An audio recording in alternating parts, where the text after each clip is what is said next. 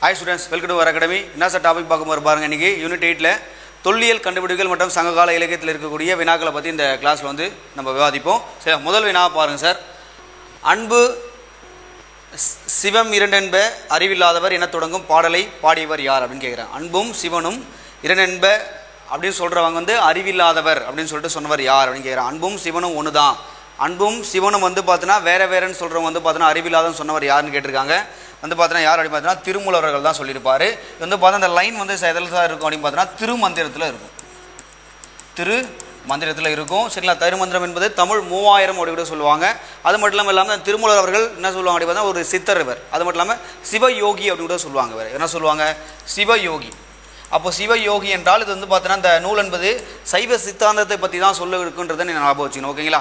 அது மட்டும் இல்லாமல் சார் வேற என்ன சார் சொல்லுவாங்க அப்படின்னு பார்த்தீங்கன்னா இதில் 9 தந்திரங்கள். சரிங்களா? 9 தந்திரங்கள்.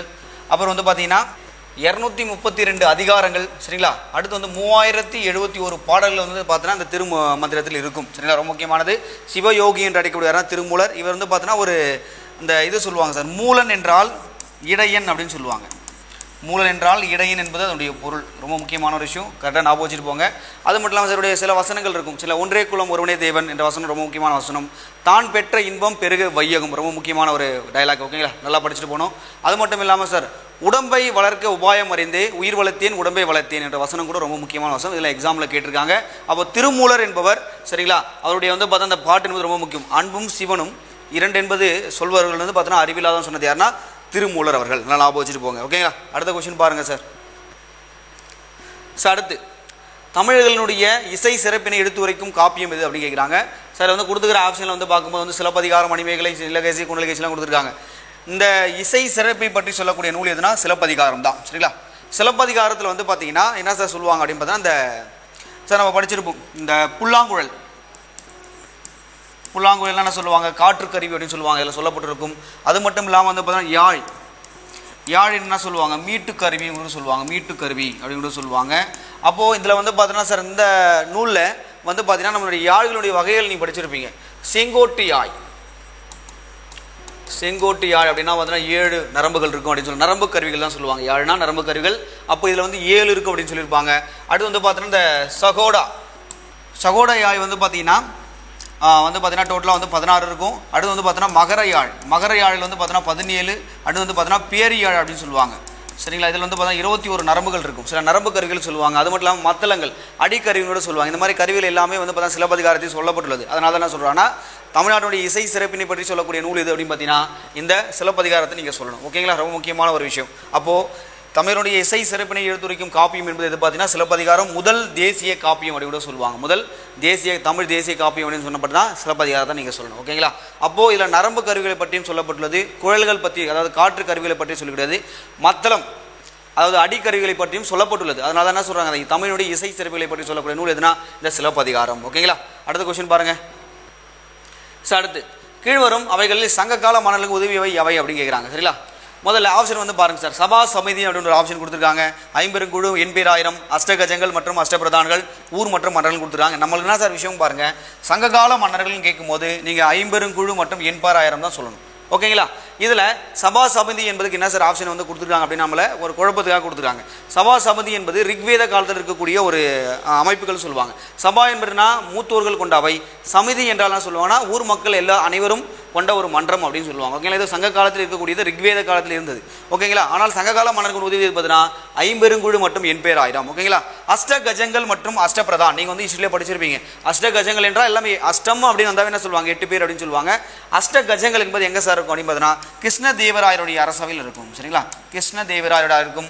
அஷ்டபிரதான் என்பது மராத்திய தலைவர். சரிங்களா? அதாவது சத்ரபதி சிவாஜினுடைய அரசவையில் இருக்குதுன்னா அஷ்டபிரதான் அப்படின்னு சொல்லுவாங்க. ரொம்ப முக்கியமான ஒரு விஷயம். அப்போ சங்ககால மன்னர்கள் உதவினா ஐம்பெருங்குழு மற்றும் எண்பேராயிரம். இது மட்டும் இல்லாமல் அந்த காலகட்டத்தில் அந்த மன்னர்களுக்கு உதவி செய்வதற்கு நாற்பெருங்குழுன்னு ஒரு குழு இருந்தது.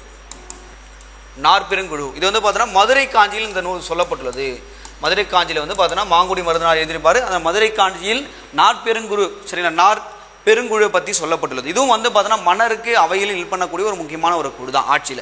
ஓகேங்களா? அடுத்த கொஸ்டின் பாருங்க சார். அடுத்து சங்க காலத்தில் எந்த இடத்தில் ரோமானிய நாணயங்கள் கண்டுபிடிக்கப்பட்டது அப்படின்னு கேட்குறாங்க. ரோமானிய நாணயத்தில் கண்டுபிடிக்கப்பட்ட இடம் என்பது அரிக்கமேடு. இது எங்கே சார் இருக்குது அப்படின்னு பார்த்தீங்கன்னா பாண்டிச்சேரிக்கு அருகில் உள்ளது. இங்கே யார் சார் முதல்ல அகழ்வாராய்ச்சி பண்ணாங்க அப்படின்னு கேட்பாங்க. மார்டிமர் வீலர் அவர்கள் தான் முதல்ல அகழ்வாராய்ச்சி பண்ணார். ஓகேங்களா, மார்டிமர் வீலர் அவர்கள். சரிங்களா, மார்டிமர் வீலர் அவர்கள் தான் முதல்ல அகழ்வாராய்ச்சி பண்ணியிருப்பார். இவர் வந்து 1940 இந்த காலகட்டத்தில் தான் வந்து அகழ்வாராய்ச்சிகள் தொடங்கியிருப்பார். 44 சொல்லியிருப்பாங்க. ஓகேங்களா, இவர் வந்து பார்த்தீங்கன்னா எந்த நாட்டை சேர்ந்தவர் அப்படின்னு பார்த்தீங்கன்னா ஸ்காட்லாந்து நாட்டை சேர்ந்தவர். இவர் வந்து பார்த்தீங்கன்னா இவர் வந்து 2ஆம் உலகப் போரின் போது இந்தியாவிற்கு வந்திருப்பார். அது மட்டும் இல்லாமல் இவர் வந்து பார்த்தீங்கன்னா இந்த இங்கிலாந்தில் வந்து ராயல் கழகத்தில் வந்து பார்த்தீங்கன்னா பணியாற்றியிருப்பார். அதாவது அருங்காட்சியங்களை அங்கே இருக்கக்கூடிய நினைவு சின்னங்களை பாதுகாக்கக்கூடிய தான் இங்கிலாந்தில் கூட ராயல் கழகம், அதில் பணியாற்றியிருப்பார். ரொம்ப முக்கியமான ஒரு ஆள். ஓகேங்களா, இவர் 2ஆம் உலகப் போரின் போது இந்தியாவிற்கு வந்தார். இந்த மார்டிமர் வீரர் அவர்கள் தான் என்ன சொல்கிறாருன்னா இந்தியாவிற்கும் சரிங்களா இந்தியாவிற்கும் ரோம நாட்டுக்கு வந்து பார்த்தீங்கன்னா நிறைய வணிக தொடர்புகள் இருந்தால் சொல்லப்பட்டுள்ளது. அவர் சொல்லியிருக்கார். ஓகேங்களா, அகழ்வாராய்ச்சி என்பது ரொம்ப முக்கியமான ஒரு விஷயம். அப்போது மார்டிமர் வீலர் இது மட்டும் இவங்க மட்டும் தான் பண்ணாங்களா? இல்லை, அது மட்டும் இல்லாமல் இன்னும் சில பேர் நிறைய பேர் பண்ணியிருக்காங்க. அவங்களுடைய பேர்கள் எல்லாமே எக்ஸாமில் கேட்குறது நிறைய வாய்ப்புகள் இருக்குது. ஓகேங்களா, பிரிட்டனை சேர்ந்த ஓகேங்களா ராபர்ட் மேரிக் அப்படின்னு சொல்லுவாங்க. ராபர்ட் மேரிக் மார்டிமர் வீரர். இவர் வந்து பார்த்தீங்கன்னா ஒரு மார்டிமர் வீரர்னு கொடுத்தாங்கன்னா இவர் ஸ்காட்லாந்து நாட்டை சேர்ந்தவர் சொல்லணும். ஆனால் பிரிட்டனை நாட்டை சேர்ந்தவர் யார் அப்படின்னு பார்த்தீங்கன்னா ராபர்ட்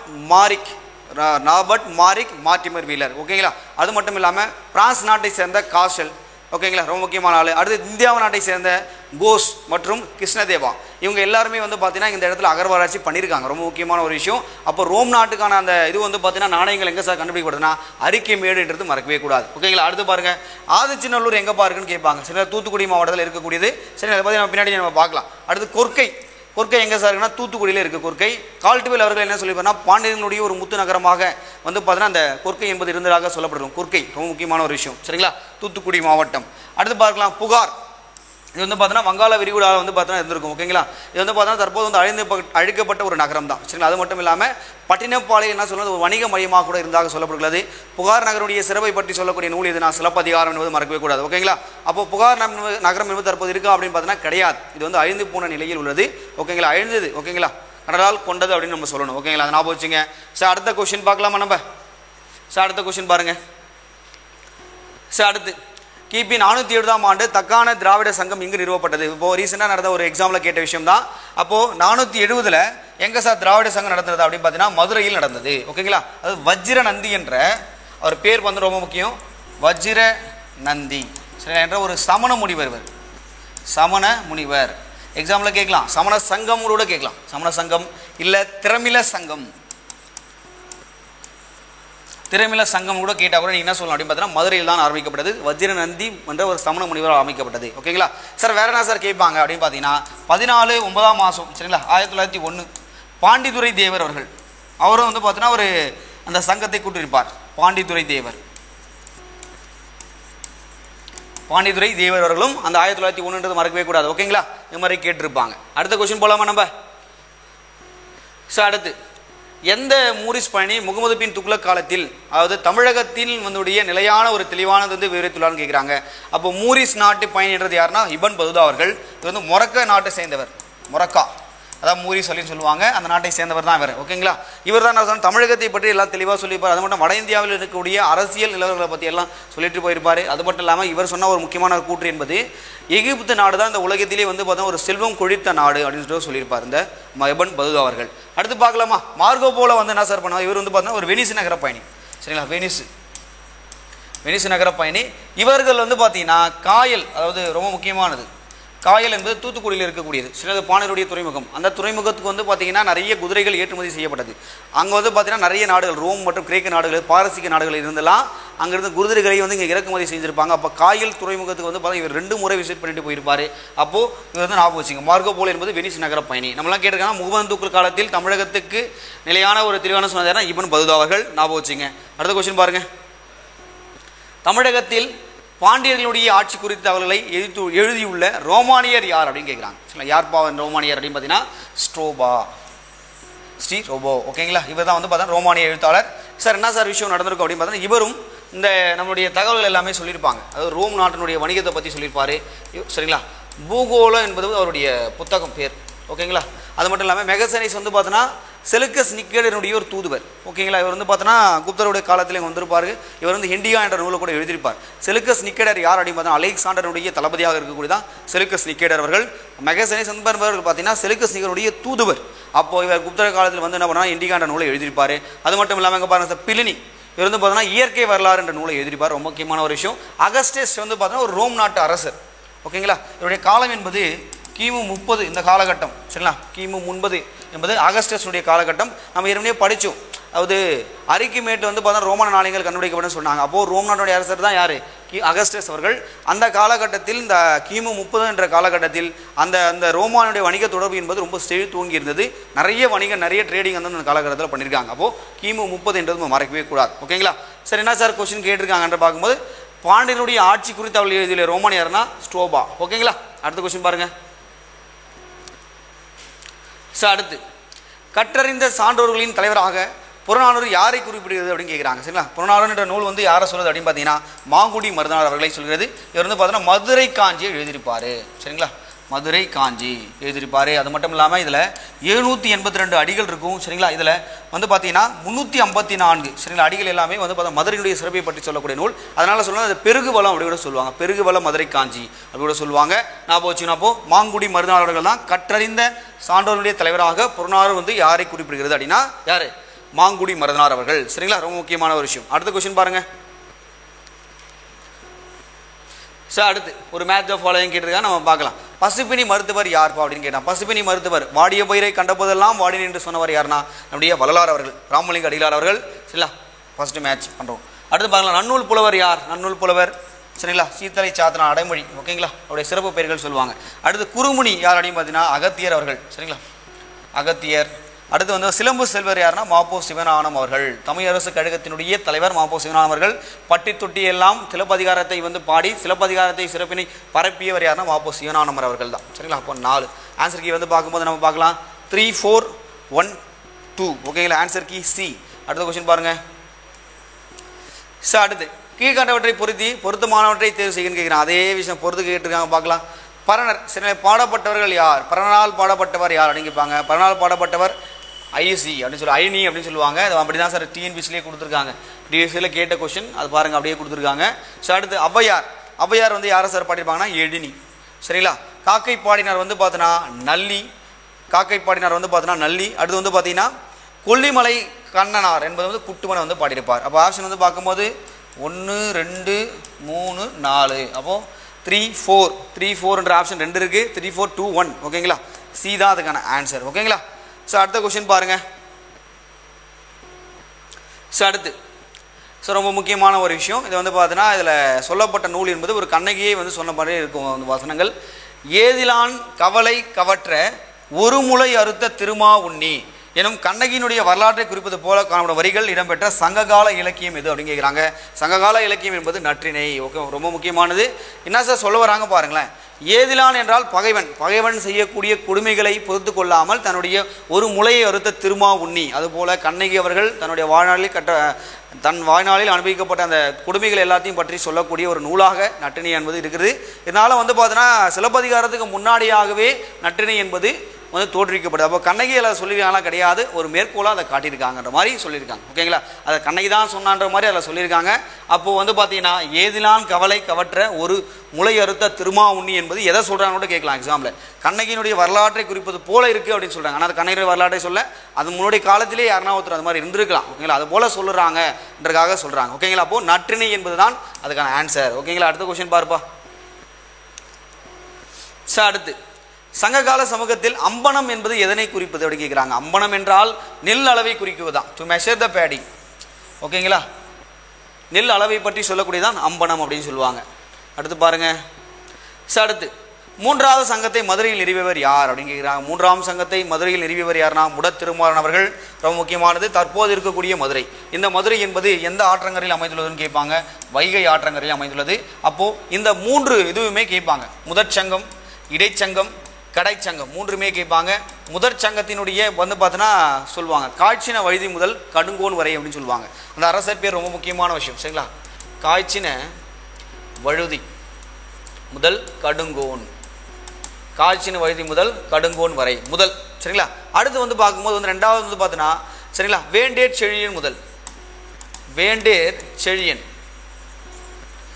செழியன் முதல் முடத்திருமாறன் வரை சரிங்களா, முடத்திருமாறன் வரை சரிங்களா. அடுத்து வந்து பார்த்தீங்கன்னா முடத்திருமாறன் முதல் லாஸ்ட் முடத்திருமாறன் அவர்கள் தான் ஸ்டார்ட் பண்ணுறாரு. முடத்திருமாறன் முறை எல்லாமே பாண்டியர்கள் தான். முடத்திருமாறன் முதல் உக்கிர பெருவழுதி வரை ஓகேங்களா. அப்போது மூன்றாவது சங்கத்தை மதுரையில் நிறுவியவர் யாருன்னா முடத்திருமாறர்கள். அப்போ முதற் சங்கம் எங்கே சார் நடந்ததுன்னா தென்மதுரை அப்படின்னு சொல்லுவாங்க. இது வந்து பார்த்தீங்கன்னா கடலால் கொல்லப்பட்ட ஒரு நகரம். இது வந்து பார்த்தீங்கன்னா பற்றோலி ஆற்றங்கரையில் இது அமைந்துள்ளது ஓகேங்களா. ரெண்டாவது சங்கம் என்பது வேண்டேர் செழியன் முடத்திருமாறருக்கு நடந்திருக்கும். இதை வந்து பார்த்தா எங்கே சார் கபாடபுரம் சொல்லுவாங்க. இதுவும் கடலால் கொல்லப்பட்டது. இது குமரி ஆற்றங்கரையில் இது நடந்திருக்கும் ஓகேங்களா. அப்போது மூன்று விஷயங்களுமே வந்து ஞாபகம் வச்சுட்டு போனோம். அது மட்டும் இல்லாமல் நம்ம ரீசெண்டாக பார்த்தக்கூடிய இந்த திராவிட சங்கம் 470 தோற்றிக்கு அதை பார்த்தோம். பாண்டிதர தேவியார் வந்து பார்த்தீங்கன்னா 1901 வந்து பார்த்தா ஒரு தமிழ் சங்கத்தை நடத்திருக்காரு. இது எல்லாமே எக்ஸாம்பிள் கேட்க தான் நிறைய வாய்ப்பு இல்லை ஓகேங்களா. நல்லா படிச்சுட்டு போனோம். அடுத்து பாருங்க, கூத்துப்பட்டறை நாடக இயக்கத்தை உருவாக்கியவர் யார் அப்படின்னு கேட்குறாங்க. கூத்துப்பட்டறை நாடகத்தை உருவாக்கியவர் யார் அப்படின்னு பார்த்தீங்கன்னா நான் முத்துசாமி அவர்கள். தற்போது இருக்கக்கூடிய கலைஞர் அவர்கள் எல்லாமே சரிங்களா. இப்போ இருக்க கலைஞர் அவர்கள்னு சொல்ல முடியாது. தற்போது இருக்கக்கூடிய நாடகத்தில் நாடக மேடையினுடைய சிறப்பை பற்றி தான் சொல்லுவாங்க. அப்போ அந்த இடத்துக்கு போனீங்கன்னா அந்த கூத்துப்பட்டறைக்கு போனீங்கன்னா நிறைய நாடகங்களை நீங்கள் கற்றுப்பீங்க. இப்போ ரீசெண்டாக வந்து பார்த்தீங்கன்னா இருக்கக்கூடிய ஆக்ட்ரஸ்கள் நம்ம சொல்லக்கூடிய விஜய் சேதுபதி இவங்களாம் வந்து பார்த்தீங்கன்னா விஜய் சேதுபதி நீங்கள் அட்டகத்தி தினேஷ் இவங்க எல்லாருமே பார்த்தீங்கன்னா கூற்றுப்பறையில் வந்து அந்த கூத்துப்பட்டறையில் வந்து பார்த்தீங்கன்னா அங்கே தான் பயிற்சி பெற்று அவங்க ஒரு திறமையான ஒரு வந்து பார்த்தீங்கன்னா ஒரு ஆக்டராக அவங்க மாறியிருக்காங்க ஓகே, நடிகர்களாக அவங்க மாறியிருக்காங்க. அப்போ கூத்துப்பட்டறையை உருவாக்கியவர் யார் அப்படின்னு பார்த்தீங்கன்னா நம்முடைய நான் முத்துசாமி அவர்கள் சரிங்களா. சார் அடுத்து பாருங்க, உலகம் உருண்டை வடிவமானது என கூறிய முதல் நூல் எது அப்படின்னு கேட்குறாங்க. இந்த கூறிய முதல் நூல் என்பது திருக்குறள் தான். என்ன சார் சொல்லுவாங்கன்னா முதுமொழி காஞ்சின்ற ஒரு ஆப்ஷனை கொடுத்துருப்பாங்க. இருந்தாலும் வந்து நம்ம புக்கில் தமிழ் புக்கில் பழைய ஓல்டு சரிங்களா அந்த புக்கில் வந்து பார்த்தீங்கன்னா கொடுத்துருப்பாங்க சரிங்களா. அந்த சுயன்று ஏற்பினது உலகம் அதனால் உழுந்தும் உழுதே தலை அப்படின்னு சொல்லி கொடுத்துருப்பாங்க. அப்போது உருளை அப்படின்னு பார்த்தீங்கன்னா உருளையாக இருக்குது பார்த்தீங்கன்னா உருண்டியாக இருக்கிறது தான் வந்து பார்த்தீங்கன்னா உருளும்ன்றது தான் அறிவியலுடைய தத்துவம். உருண்டியாக இருக்கிற பொருள் தான் உருளும் அதான் வந்து சொல்லியிருக்காங்க. அப்போ திருவள்ளுவர் வந்து பாருங்கள் இவர் வந்து கிமு 31 வந்து பார்த்தீங்கன்னா வாழ்ந்த காலமாக சொல்லப்படுகிறது. அப்பவே சொல்லுகிறார் சரிங்களா. சுயன்றது ஏற்பினது உலகம் அதனால் உழுந்தும் உழுதே தலை என்ற வாசனம் ரொம்ப முக்கியமான விஷயம். அது மட்டும் இல்லாமல் அதுக்கு முன்னாடி இருக்கக்கூடிய போலாந்து நாட்டை சேர்ந்த சரிங்களா நிக்கோலஸ் கிராஃப்ஸ் அப்படி சொல்லுவாங்க. அவர் என்ன சொல்லிப்பார்னா இது உருண்டை அப்படின்னு சொல்லியிருப்பார். இருந்தாலும் அப்போ இருக்கக்கூடிய காலகட்டத்தில் வந்து பார்த்தீங்கன்னா அங்கே இருக்கக்கூடிய அறிஞர்கள் அதை ஒத்துக்கொள்ளவில்லை. பிறகு வந்து பார்த்தீங்கன்னா கலிலியோ அவர்கள் சொல்லியிருப்பார் நுண்ணோக்கின் மூலமாக பார்த்து உலகம் உருண்டியானது அப்படின்னு சொல்லியிருப்பார். அதை ஒத்துப்பாங்க ஓகேங்களா. அப்போது உலகம் உருண்டியானது சொல்லக்கூடிய முதல் நூல் எதுனா கிமு 31 சொல்லப்பட்ட இந்த திருக்குறள் அதுதான் சரிங்களா. டிஎன்பிசியில் ஆன்சர் கீயா சில டைமில் முதுமொழி காஞ்சியை கொடுத்துருந்தாங்க ஓகேங்களா. அப்போது ரெண்டு ஆப்ஷனுமே நீங்கள் படிச்சுட்டு போங்க தப்பு கிடையாது. எதனா ஒரு ஆப்ஷனை வந்து பார்த்தீங்கன்னா மேக்ஸிமம் வந்து எலிமிட் பண்ணி தான் கேட்பாங்க ஓகேங்களா. சரி ஓகே சார். அப்போது உலகம் உருண்டை வடிவமானது என கூறிய முதல் நூல் தமிழ் நூல் என்பது திருக்குறள் சரிங்களா. அடுத்து பாருங்கள், கீழ்காணும் கல்வெட்டுகளில் தமிழக அரசர்களுடைய கூட்டணியை பற்றி சொல்லக்கூடியது அப்படின்னு பார்த்தீங்கன்னா அதிகும்பா கல்வெட்டு. இந்த அதிகும்பா கல்வெட்டு என்பது காரவேலன் அதாவது கலிங்கத்து அரசன் கலிங்கம் என்றால் ஒடிஷா அந்த ஒடிஷாவுடைய அரசன் தான் யார் காரவேலன் அவருடைய கல்வெட்டு தான் அதிகும்பா கல்வெட்டு. இது நம்முடைய தமிழ் அரசனுடைய கூட்டணியை பற்றி சொல்லுதான் ஓகேங்களா. ரொம்ப முக்கியமான ஒரு விஷயம் ஓகேங்களா. உத்திரமேரூர் கல்வெட்டு நம்மளுடைய தமிழ்நாட்டில் வந்து பார்த்தீங்கன்னா உள்ளாட்சி தேர்தல் குடவோலை முறை தேர்தலை பற்றி சொல்லக்கூடியது சரிங்களா. ரொம்ப முக்கியமானது. இது வந்து பார்த்தா உத்திரமேரூர் கல்வெட்டு என்பது முதலாம் பராந்தக சோழனுடையது ஓகேங்களா. இது வந்து பார்த்தோன்னா செங்கல்பட்டு மாவட்டத்தில் தற்போது உள்ளது. இது வந்து பார்த்தோன்னா குடவோலை முறையை அதாவது தேர்தல் முறையை பற்றி சொல்லக்கூடிய ஒரு முக்கியமான ஒரு கல்வெட்டு ஓகேங்களா. அடுத்து பாருப்பா சார். அடுத்து ஆதிச்சநல்லூரில் கண்டறியப்பட்ட ஆழ்வுகளத்தில் உண்மைகளில் பின்வருவற்றுள் எது பொருந்தாதது அப்படின்னு கேட்டிருக்காங்க ஓகேங்களா. சார் நன்கு பாதுகாக்கப்பட்ட நகரம். அடுத்து குடவர்கள் குடியிருப்பதுக்கு வந்து இருந்தது ரைட்டு. ரெண்டுமே விஷயமே ரைட்டாக தான் கொடுத்துருக்காங்க. என்ன கேட்டிருக்காங்கன்னா இது உண்மைக்கு பொருந்தாததுன்னு கேட்டிருக்காங்க. ரோம பிரசன் வணிக தொடர்பு தான் வந்து பொருந்தாத விஷயம். ஆன்சர் கீ வந்து பார்த்தீங்கன்னா சி. ஆனால் சார் இது வந்து பார்த்தா இந்த ஆதிச்சநல்லூரை பற்றி நிறைய கேட்பாங்க சார். ரொம்ப முக்கியமானது 1876 ஆண்ட்ரூ ஜாக்கர் இவர் தான் ரொம்ப முக்கியமான ஆள் சரிங்களா. இவர் ஜெர்மனி நாட்டை சேர்ந்தவர். இவர் தான் முதல்ல இங்கே அகழ்வாராய்ச்சி பண்ண ஆரம்பிக்கிறார். இந்த ஆதிச்சநல்லூர் என்பது ஒரு நன்கு பாதுகாக்கப்பட்ட நகரம் கொடுத்துருக்காங்க. அது மட்டும் இல்லாமல் நம்ம ஹரப்பா மொஹஞ்சதாரோ போன்ற நகரங்கள் படிச்சிருக்கோம். அது நகர நாகரிகம் படிச்சிருக்கோம். அதுபோல் ஆதிச்சநல்லூர் வந்து பார்த்தீங்கன்னா ஒரு நகர நாகரிகம் தான். இது வந்து தாமிரபரணி ஆற்றங்கரையில் அமைந்துள்ளது. ரொம்ப முக்கியமான விஷயம். ஆதிச்சநல்லூர் வந்து தூத்துக்குடி மாவட்டத்தில் இருக்குது சரிங்களா. இது வந்து பார்த்தா அந்த இடத்துல அகழ்வாராய்ச்சி என்பது எங்கே சார் பண்ணாங்க அப்படின்னா பரம்பு என்ற இடத்துல பண்ணாங்க. பரம்பில் ஒரு 114 ஏக்கரில் வந்து பண்ணியிருப்பாங்க. இது பரம்பு என்றால் என்ன சொல்லலாம், மக்கள் பயன்படுத்தப்படாத ஒரு மேட்டு போன்ற ஒரு பகுதி. இந்த ஆதிச்சநல்லூர் பார்த்தா நிறைய முதுமக்கள் தாழிகள் கண்டுபிடிக்கப்பட்டது. இங்கே கண்டுபிடிக்கப்பட்ட பொருட்கள் எல்லாத்தையுமே பெர்லின் அருங்காட்சியகத்தில் வந்து வைத்து பாதுகாக்கப்படுகிறது. எல்லாம் எக்ஸாமில் கேட்குறது நிறைய வாய்ப்புகள் ஓகேங்களா. அது மட்டும் இல்லை, தமிழ் நாகரிகத்தில் வந்து பார்த்தோன்னா தொட்டில் அப்படின்னு சொல்லுவாங்க. நகர தமிழ் நாகரிக தொட்டில் என்று அழைக்கப்படுதுன்னா ஆதிச்சநல்லூர் தான் ஓகேங்களா. ரொம்ப முக்கியமானது. இதை பக்கத்தில் இருக்கக்கூடிய சிவகலையிலும் இதுவான ஒரு அகழ்வாராய்ச்சிகள் பண்ணியிருக்காங்க. அப்போது நீங்கள் எக்ஸாம் பாயிண்ட் ஆஃப்ல படிக்கும்போது வந்து பார்த்தோன்னா அகழ்வாராய்ச்சிகள் செய்யக்கூடிய இடங்கள் எங்கே சரிங்களா, அதுக்காக வந்து இவ்வளோ பட்ஜெட் ஒதுக்கியிருக்காங்க, அதெல்லாம் நீங்கள் கம்பல்சரி படிச்சுட்டு போகணும். மேக்ஸிமம் உங்களை கேட்க வேண்டிய விஷயமே வந்து பார்த்தீங்கன்னா எந்தெந்த ஊர் எங்கெங்கெல்லாம் இருக்குது. இப்போது கொடுமணல் அது எங்கே இருக்குது, ஈரோட்டில் இருக்குது. இது மாதிரி விஷயம் கொற்கை தூத்துக்குடியில் இருக்குது சரிங்களா. ஆதிச்சநல்லூர் எங்கே தூத்துக்குடியில் இருக்குன்னு சொன்னேன். கீழடி சிவகங்கை இது மாதிரி விஷயங்கள் தான் உங்களுக்கு எக்ஸாமில் திருப்பி கேட்குறாங்க. அப்போது அந்த இருக்கக்கூடிய பார்ட்ஸ் வந்து பார்த்தீங்கன்னா எங்கே சார் இருக்கும் அப்படியே மாதிரி அந்த போர்ஷன் வந்து எங்கே இருக்குன்னா 6th and 9th புக்கில் தான் இருக்குது. முதல்ல அதை படிச்சிடுங்க.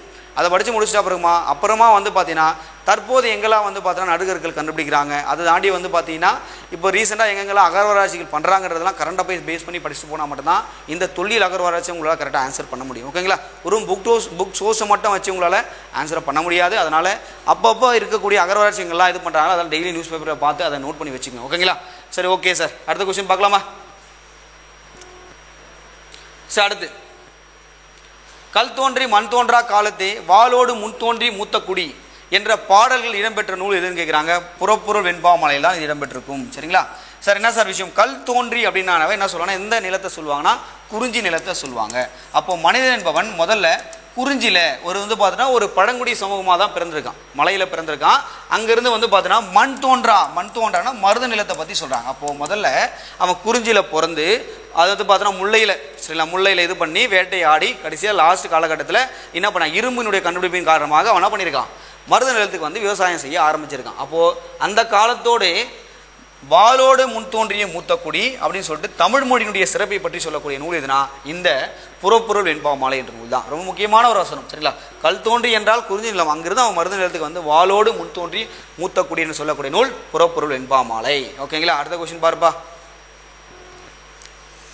அடுத்து, வைகரை யாமம் துயில் இழுத்து தான் செய்யும் நல்லறமும் ஒன்பொருளும் சிந்தித்து செய்தல் வேண்டும் முந்தையார் கண்ட நெறி அப்படின்னு கொடுத்துருக்காங்க.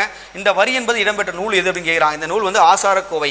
ஆசாரக்கோவை என்றால் ஒழுக்கங்களினுடைய தொகுப்பு என்று சொல்லப்படக்கூடியன்னு சொல்லுவாங்க. அப்போது இதில் நம்ம புரிஞ்சுக்கணும் விஷயங்கள் இங்கே பார்க்கலாம். வைகரை என்றால் என்ன சொல்லலாம், விடியற்காலை சொல்லுவாங்க. அதாவது 2 to 6 மணி. அப்போது விடியற்காலை 2 to 6 மணிக்குள்ளே வந்து பார்த்தா நம்ம என்ன பண்ணுவோம், எழுந்துட்டு துயில் எழுத்து தான் செய்யும் நல்லறமும் ஒன்பொருளும் சிந்தித்து செய்ய வேணும். அப்போது அன்றைக்கி வந்து 2 to 6 மணிக்குள்ளே நம்ம எழுந்துட்டு சரிங்களா, அன்றைக்கி அந்த நாளுக்குள்ளே நம்ம என்னென்ன விஷயங்கள் முடிக்கணும் சரிங்களா, என்னென்ன வேலைகள் இருக்கோ அது எல்லாத்தையுமே ஒரு பட்டியல் போட்டு அந்த வேலையை வந்து பார்த்தோன்னா ஒரு கரெக்டாக முடிக்கணும் சரிங்களா. அதுதான் சொல்கிறாங்க, தான் செய்யும் நல்லறமும் ஒன்பொருளும் சிந்தித்து செயல்பட வேண்டும். அப்போ ஒரு நாளைக்கு அந்த நாளையில் எழுந்துக்கு அப்புறமா யாரை மீட் பண்ணோம் சரி, என்ன ஒர்க் இருக்குது எல்லாத்தையுமே யோசித்து சிந்தித்து முடிவெடுத்து அதை வந்து ஒரு திறமையாக செய்து முடிக்கின்ற சொல்லக்கூடிய நூல் எதுனா இந்த நூல் தான். இது வந்து முன்னோர் கண்ட நெறி அப்படின்னு சொல்லுவாங்க. அது மட்டும் இல்லாமல் இதில் வந்து பார்த்தா தந்தை தாயினுடைய காலை தொழுத்து எழ வேண்டும் கூட சொல்லியிருப்பாங்க. அந்த வசனங்கள் வந்து ரொம்ப முக்கியம். அப்போது ஆசாரக்கோவை என்பது தான் இந்த நூல் ஓகேங்களா. அடுத்த கொஸ்டின் பார்ப்பா. அடுத்து, இங்கிலாந்து அருங்காட்சியகத்தில் விவிலியத்துடன் வைக்கப்பட்ட நூல் எதுப்பா? விவிலியத்துடன் வைக்கப்பட்ட நூல் எது பார்த்தீங்கன்னா திருக்குறள் தான். அதாவது பைபிளோட வைக்கப்பட்ட நூல் எதுப்பா? திருக்குறள் தான். இந்த திருக்குறள் ஆனது எப்போ சார் அச்சிடப்பட்டு வெளியிடப்பட்டதுன்னு கேட்பாங்க. 1812 வெளியிடப்பட்டது. 1812 சரிங்களா, ரொம்ப முக்கியமானது. 1812 வெளியிடப்பட்டது ஓகேங்களா. சார் அடுத்த கொஸ்டின் போகலாமா சார். அடுத்து, தொல்காப்பியம் குறிப்பிடும் புறத்திணைகள் எத்தனை அப்படின்னு கேட்குறாங்க. மற்றும் புறத்திணைகள் என்றால் வந்து பார்த்தீங்கன்னா 12 நீங்கள் படிச்சிருப்பீங்க சரிங்களா. மற்றும் புறத்திணைகள் என்பது 12 தான். ஆனால் வந்து பார்த்தீங்கன்னா தொல்காப்பியர் குறிப்பிடுவது வந்து பார்த்தீங்கன்னா 7 தான் சொல்லியிருக்காரு ஓகேங்களா. நம்ம படிச்சிருப்போம் சரிங்களா. அந்த வெச்சி கரந்தை வஞ்சி காஞ்சி ஊயஞ்சை நொச்சி தும்பை. அப்போ இந்த 7 தான் என்ன சொல்கிறார் அப்படின்னு பார்த்தீங்கன்னா புறத்திணை அப்படின்னு சொல்லிட்டு சொல்கிறது யாருன்னா தொல்காப்பியர் சொல்கிறார். மிச்சர் கூட அவர் சொல்லலை சில பாடாந்திணை கைக்கிளை இந்த ஒரு சொல்லுவாங்க பார்த்தீங்கன்னா அதை எதையுமே அவர் சொல்லலை. அப்போது பெருந்திணைலாம் சொல்லலை. இங்கே இருக்க ஒரு 7 மட்டும் தான் அவர் சொல்கிறார் ஓகேங்களா. அடுத்த கொஸ்டின் பாருப்பா. அடுத்து, வடவேங்கடம் தென்குமரை யாழிடை தமிழ் கூறும் நல்லுலகம் பின்வரும் வருடில் தமிழ்நாட்டினுடைய எல்லையை கூறியவர் யார் அப்படின்னு கேட்குறாங்க. பணம்பாரனார் தான் சொல்லியிருப்பார். அப்போது தொல்காப்பியத்தினுடைய சிறப்பாயிரம் எழுதிய பணம்பாரனார் தான் அந்த வசனம். வடவேங்கடம் என்றால் வடவேங்கடம் என்றால் நம்முடைய திருப்பதி மலை தான் சொல்கிறாங்க. அடுத்து தென்குமரி ஆயிடை தமிழ்குறன். அப்போது வடவேங்கடம் திருப்பதி மலையிலிருந்து இங்கே இருக்கக்கூடிய குமரி மாவட்டம் வரைக்குமே வந்து பார்த்தோன்னா இருக்கக்கூடிய தான் அங்கே இருக்கக்கூடிய மக்கள் தான் தமிழ் பேசக்கூடிய மக்கள்னு சொல்லிட்டு யார் சொன்னது அப்படின்னு பார்த்தோன்னா பணம்பாரனார் சொல்லியிருப்பார். ரொம்ப முக்கியமான ஒரு வசனம். அது மட்டும் இல்லாமல் சார் இதில் வந்து பார்த்தோன்னா ஒரு குழப்பங்கள் அவங்களுக்கு வரலாம். சிலப்பதிகாரத்தில் இந்த மாதிரி வார்த்தைகள் சொல்லப்பட்டுள்ளது. ஓகேங்களா? அதுலேயே வந்து பார்த்தோன்னா அதில் ஒரு எல்லைகளாக சொல்லப்பட்டதுனால தான் மாப்போ சிவனானவர்கள் வடக்கு எல்லை போராட்டம் தெற்கு எல்லை போராட்டம் ரெண்டுத்துலையுமே ஈடுபட்டிருப்பார். ஓகேங்களா சார்? அப்போது இந்த வசனம் வந்து வடவேங்கடம் தென்குமரி ஆழிடை தமிழ் குறும் அலுவலகம் என்று சொல்லக்கூடியது வந்து யார் அப்படின்னு பார்த்தீங்கன்னா பணம்பாரனால் தொல்காப்பியத்துடைய சிறப்பாயிரம் எழுதியவர். ஓகேங்களா சார்? அடுத்து பார்ப்பா சார். அடுத்த கொஸ்டின், அடிகள் நீயே அருள்களே என்று கூறியவர் யார்? அடிகள் நீரே அருள்கள் சொன்னது யார் அப்படின்னு பார்த்தீங்கன்னா சீத்தலை சாதனார் தான். ஓகேங்களா? சீத்தலை சாதனார் தான் அந்த ஸ்டோரியை சொல்லியிருப்பார். யாருன்னா கண்ணகியுடைய காவியத்தை வந்து சொல்லியிருப்பார். பட் இருந்தாலும் அதை வந்து இளங்கோடிகள் சொல்லும் போது இளங்கோடிகள் ஓகே எல்லாம் இது நல்லா இருந்திருக்கும் எழுதலான்னு சொல்லிட்டு பிளான் பண்ணும்போது என்ன சொல்ல சீத்தலை சாதனா சொல்லுவார்னா நீங்களே எழுதுங்க அப்படின்னு சொல்லியிருப்பார். ஓகேங்களா? அடிகள் நீயே அருளுக. சார் அடுத்த கொஸ்டின் பார்ப்பா சார். தமிழ் சங்கங்கள் கேட்டிருக்காங்க சார். அந்த தமிழ் சங்கத்தில் ஈடுபட்ட அந்த மன்னர்கள் எவ்வளோ பேர் இருந்திருக்காங்க அப்படின்னு கேட்குறாங்க சார். முதல் சங்கத்தில் வந்து பார்த்தீங்கன்னா எப்பவுமே அதிகமாக இருப்பாங்க, ஞாபகம் வச்சுங்க, 89 பேர். ரெண்டாவது சங்கம் என்பது இடைச்சங்கம் 59 பேர். மூன்றாவது சங்கம் என்பது 49. அப்போது என்ன சார் ஆன்சர் கீ வரும் பார்த்தீங்கன்னா 3, 2, 1. ஓகேங்களா? Answer key C. அடுத்த கொஸ்டின் பாருங்கள் சார். அடுத்து தொல்காப்பியத்தில் எந்த அதிகாரம் தமிழ் மக்களுடைய வாழ்வியலை பற்றி சொல்கிறதுன்னு கேட்குறாங்க. தொல்காப்பியத்தில் வந்து 3 அதிகாரங்கள் தான் சொல்லப்பட்டிருக்கும். எழுத்து சொல்லு பொருள் தான், அணி யாப்பு சொல்லப்பட்டிருக்காது. ஓகேங்களா? அப்போது இதில் எழுத்து சொல் என்பது தமிழ் மொழியினுடைய இலக்கணம் பற்றியும் இலக்கியத்தை பற்றியும் சொல்லக்கூடியது. அப்போ தமிழ் மக்களுடைய வாழ்வியலை பற்றி சொல்லக்கூடியது எதுனா இந்த பொருள் என்பது தான். ஓகேங்களா சார்? அடுத்த கொஸ்டின் பாருங்கள் சார். அடுத்து கல்வி கரையில காஞ்சி என்று கூறியவர் யார்? கல்வி கரையில காஞ்சி என்று சொன்னவர் யாருன்னா திருநாவுக்கரசர் தான் சொன்னார். சரிங்களா? காஞ்சிபுரத்தினுடைய சிறப்பை பற்றி சொல்லியிருப்பார். கல்வி கரையில காஞ்சி. ஓகேங்களா? கோவில்களுடைய நகரம் என்று அறியக்கூடிய ஏரிகளின் மாவட்டம் எல்லாமே சொல்லுவாங்க. அப்போது திருநாவுக்கரசர் வந்து அப்பர் என்று அறியப்படுவதான திருநாவுக்கரசர். ஞாபகம் வச்சுங்க, நம்மளுடைய புக் கொஸ்டின் தான் அது. அடுத்து கோவில்களுடைய நகரம் எது? கோவிலுடைய நகரம் என்றால் ஒரு பன்மையில் கேட்குறாங்க. டெம்பிள் சிட்டி அப்படின்னு கேட்குறாங்க. ஒரு பன்மையில் ஃப்ளூரலில் கேட்கும்போது நீங்கள் காஞ்சிபுரம். ஒரு கோவில் நகரம் அப்படின்னு கேட்டேன்னா ஒரு கோவில் நகரம் அப்படின்னு கேட்டாங்கன்னா ஒரு உரிமையில் கேட்குறாங்க அப்படின்னா மதுரையை நீங்கள் சொல்லணும். அதுவே கோவில்களின் நகரம் அப்படின்னு கேட்கும்போது காஞ்சிபுரத்தை சொல்லணும். ஓகேங்களா? அடுத்த கொஸ்டின் பாருங்கள் சார். அடுத்து நம்முடைய இது கேட்டிருக்காங்க சார். எந்தெந்த மொழிகள்லாம் வந்து பார்த்தோன்னா ஒரு செம்மொழியாக கிளாசிக்கல் லாங்குவேஜ் அறிவிச்சிருன்னு கேட்டிருக்காங்க. இப்போ ஒரு தமிழ் மொழி என்பது 2004 இந்தியாவிலே முதலாக செம்மொழி வந்து அங்கீகாரம் கொடுக்கப்பட்டது 2004 தான் கொடுக்கப்பட்டது. அப்போது தமிழ்நாட்டில் வந்து பார்த்தோன்னா ஏடிஎம்கேனுடைய ஆட்சி செல்வி ஜெயலலிதா அவர்கள் முதலமைச்சராக இருக்காங்க. இருந்தாலும் மத்தியில் கூட்டணி இருந்து கூட வந்து யார் தான் கருணாநிதி அவர்கள் இருப்பார். அப்போது வாஜ்பாயினுடைய பீரியட் அப்போ தான் செம்மொழியாக இது அறிவிக்கப்பட்டது. ஓகேங்களா? அடுத்து பாருங்கள் ஒடியா வந்து பார்த்தீங்கன்னா 2014. மலையாளம் வந்து பார்த்தீங்கன்னா 2013. 1, 2, 3 தான் ஆன்சர் கீ. சில இதை தாண்டி வந்து நம்ம சில விஷயங்கள் நம்ம சொல்லணும் சாருங்க. தெலுங்கு அண்டு கன்னடம் ரெண்டுமே வந்து பார்த்தோன்னா 2008. சரிங்களா? அடுத்து வந்து பார்த்தோன்னா சமஸ்கிருதம் சமஸ்கிருதம் வந்து பார்த்தீங்கன்னா 2005. இது எல்லாமே உங்கள் புக்கோடைய டேட்டா. இருந்தாலும் இப்போ வந்து பார்த்தோன்னா நம்முடைய இந்திய அரசாங்கம் வந்து பார்த்தோன்னா இன்னும் வந்து 5 மொழிகளை செம்மொழியாக அறிவிக்கப்பட்டுள்ளது. அப்போ செம்மொழிகள் எத்தனைன்னு நம்ம கேட்கும்போது வந்து டோட்டலாக 11 செம்மொழிகள் இருக்குதுன்னு சொல்லணும். சரிங்களா? அந்த எந்தெந்த மொழிகள் நான் சொல்கிறேன் பாருங்கள். முதல் மொழியாக சொல்லப்படுறது பாலி சேர்த்தது. சரிங்களா? பாலி. அடுத்து வந்து பார்த்தோன்னா மராத்தி. சரிங்களா? மராத்தி. அடுத்து வந்து பார்த்தீங்கன்னா மராத்தி பெங்காலி. நாலாவது வந்து பார்த்தோன்னா அசாமி. அஞ்சாவது வந்து பார்த்தோன்னா பிராகிருதம். சரிங்களா? இதெல்லாம் வந்து தற்போது வந்து கலாச்சாரத்துறை அமைச்சகம் என்பது தற்போது இந்த 5 மொழிகளை வந்து செம்மொழியாக அறிவிக்கப்படுது. அப்போ தமிழ்நாட்டில் இந்தியாவில் வந்து இருக்கக்கூடிய செம்மொழிகளோட எண்ணிக்கைன்னு கேட்பாங்க. 11 செம்மொழிகள் நீங்கள் சொல்லணும். ஓகேங்களா? சார் அடுத்த கொஸ்டின் பாருங்கள் சார். அடுத்து சமரச சன்மார்க்க சத்திய சங்கத்தை நிறுவியவர் யார் அப்படின்னு கேட்குறாங்க சார். என்ன சார் இது வந்து பார்த்தீங்கன்னா ஒரு சமுதாய சீர்திருத்தத்தை தான் அந்த கொஸ்டினை கேட்கணும். ஏன் சார் இங்கே கொடுத்துருக்காங்க பார்க்கலாம். இது வந்து சொன்னது யாருன்னா வந்து பார்த்தீங்கன்னா ராமலிங்க அடிகளார் தான். வள்ளலார் என்று அறியப்படுற ராமலிங்கனா இவர் வந்து பார்த்தீங்கன்னா மருதூரில் பிறந்திருப்பார். வடலூரில் போயிட்டு என்ன பண்ணியிருப்பாரு எல்லா வேலைகளும் பார்த்துருப்பார். இந்த சமரச சன்மார்க்க சத்திய சங்கம் என்பது 1865 உருவாக்கப்பட்டிருக்கும். சரிங்களா? அப்போது சமரச சன்மார்க்க வேத சங்கம்ன்ற ஒரு சங்கம் இருக்கும். அது வந்து 1856 உருவாக்கப்பட்டிருக்கும். அதனுடைய பெயர் என்பது 1965 தான் சமரச சுத்த சன்மார்க்க சத்திய சங்கம் என்று பெயர் மாற்றம் செய்யப்பட்டிருக்கும். அது மட்டும் இல்லாமல் சத்திய ஞான சபையை உருவாக்கியிருப்பார். சத்திய ஞான சபை இந்த வந்து எப்போ சார் 1870 உருவாக்கியிருப்பார். அடுத்து வந்து தர்மசாலை. தர்மசாலை என்பது எல்லாருக்கும் உணவு போகிறதுக்காக கொடுக்கப்படும். இது வந்து பார்த்தீங்கன்னா 1867 பண்ணியிருப்பார்.